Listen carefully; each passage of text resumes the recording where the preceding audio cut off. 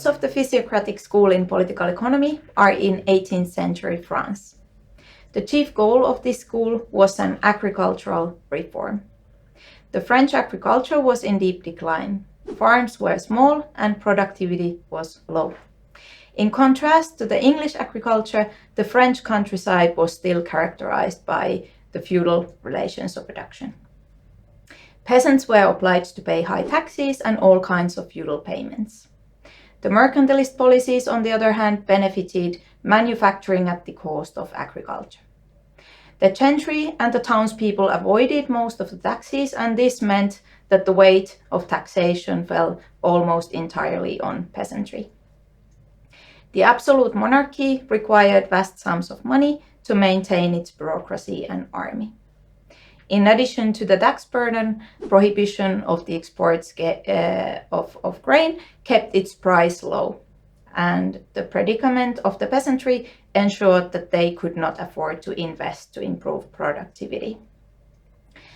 The Physiocrats argued that the mercantilist policies had tried to support manufacturing with subsidies, tariffs, and other barriers to trade only harmed the economy.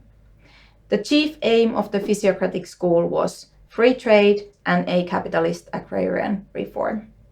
Rationalization of the agricultural production would require large-scale farming and capital investments in technology. One of the most important Physiocratic political economists was François Quesnay. He was a doctor, but also contributed to the political economy. For instance, he wrote articles in the encyclopedia that was edited by the famous Enlightenment philosophers. You see here in the picture Quesnay's economic table published in 1758. Here is François Quesnay's Tableau Économique.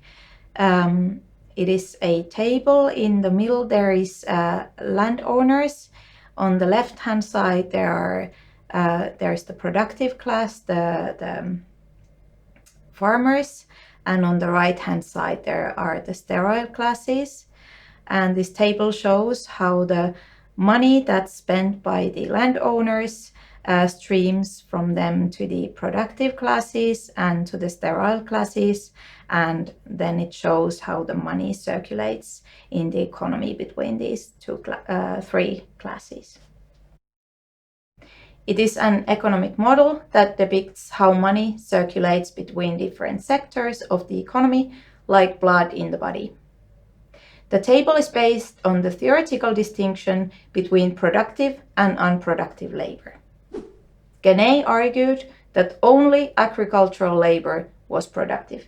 Only agricultural labor produced surplus. Other sectors in the economy, manufacturing and trade, only circulated this surplus. There are three classes in this table.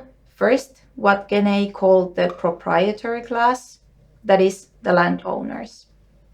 The second class is the productive class, that is, farmers. And the third, the sterile class, composed of artisans and merchants. Quesnay called these classes sterile because they did not produce any surplus to the economy. The Physiocrats failed to implement their reforms, opposed by the aristocrats and landowners. The French Revolution marked the end of the Physiocratic school. The liberal free market ideas of this school and their critique of mercantilism, however, influenced Adam Smith, whose theories we are going to discuss in the next video.